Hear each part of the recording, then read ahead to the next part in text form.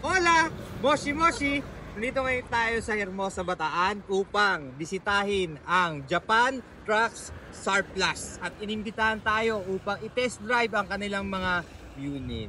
Let's go! At syempre unahin natin i-test ang Espacia at Hustler pagdating sa fuel consumption. Kung makikita nyo mga brother, hindi pa ito tapos, hindi pa ito fully restored, pero fully reconditioned na yan, no?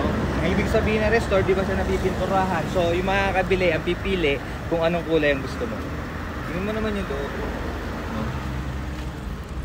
So ito naman yung Espacia, ganun din, hindi pa rin ito napipinturahan. Ganda nito, isa to sa mga unit na gusto ko. Pero kung papipiliin ako kung ano yung gusto ko, syempre Hustler. Let's go, tara. Fuel test tayo, fuel consumption test tayo. Tara na.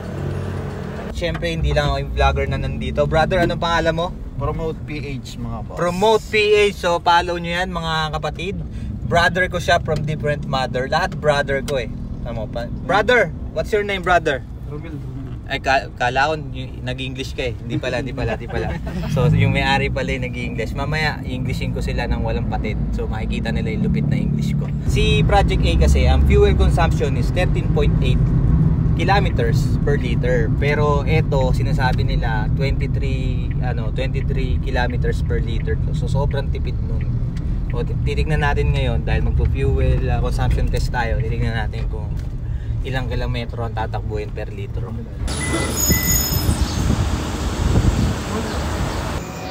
Brother, so we gonna test the fuel consumption of Espacia, Espacia, Hustler. and Hustler. So mga idol, alis tayo rito ng 158,668 km. So full tank yan. Tingnan natin kung ano yung konsumong gas. Let's go. So check din natin itong mileage ng Espacia.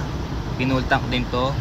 Meron siyang 212,033 kilometers. Pinull tank to. Kuya Romel, ayan si Kuya Romel yung magdadrive ng ano. Kuya Romel, hindi ka ba nano-nosebleed pagkakausap mo yung mga boss? Wala pa, nanonosebleed nga ako. Ano, Kuya Romel, saan tayo ikot ngayon? Sa Subic, dadaan tayo ng EasyTex. Papuntang Subic Bay. So magsusunog kami ng gasolina kasi yun ang kailangan i-testing eh, no? Sana all nagsusunog ng gasolina, no? Oo, sana all. So itong Hustler, meron tong engine na ano kuya? Apo 6. So yun yung halos pinaka latest, no, sa mga Suzuki. Itong si Project A, K6A ang makina. So testing natin yung performance nung RO6. Tama ba Kuya Romel? Pasok na tayo ng EasyTex.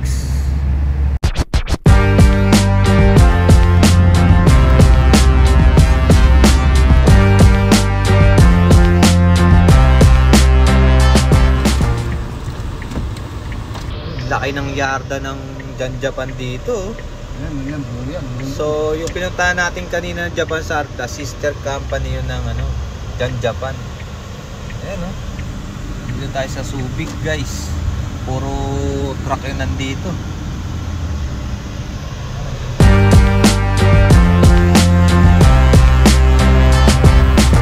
So nagpa-full tank tayo guys. Tignan nyo yung full tank ko. 83 pesos lang. 1.6 liter ang nabawas.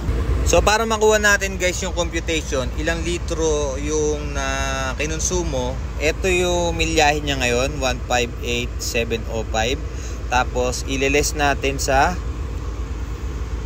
158,668 yung kaninang milyahe bago tayo umalis, no? So 37 kilometers, ibig sabihin yung 37 kilometers niyan kumain lang ng 1.6 liters.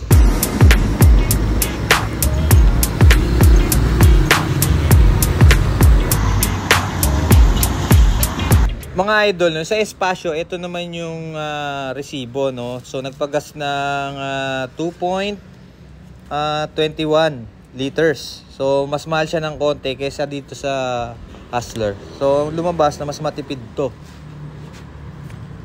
Ayan o. Let's go. Suzuki Hustler is 23 to 32 km per liter. Suzuki Espacia 25 to to 32 km per liter. So dito, hindi lang naman minivan yung binibenta nila. Meron tayong mga dump trucks tsaka mga iba't ibang klaseng trucks. So kasama ko ulit si Kuya Romel kasi nasa kanya yung keychain, tama ba? O, pagka wala si Kuya Romel, dito i-start. Tignan mo to ito, push to start. Parang motor lang, no?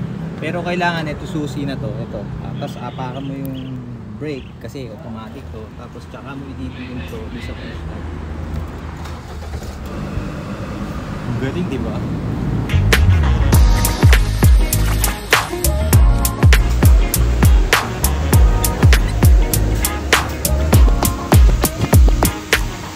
Guys, yung mga naghahanap ng Japan surplus units, pwede nyo i-PM. I have another brother from different mother. This is a brother Nasib. You can look for brother Nasib, no? Here at Japan Truck Surplus International.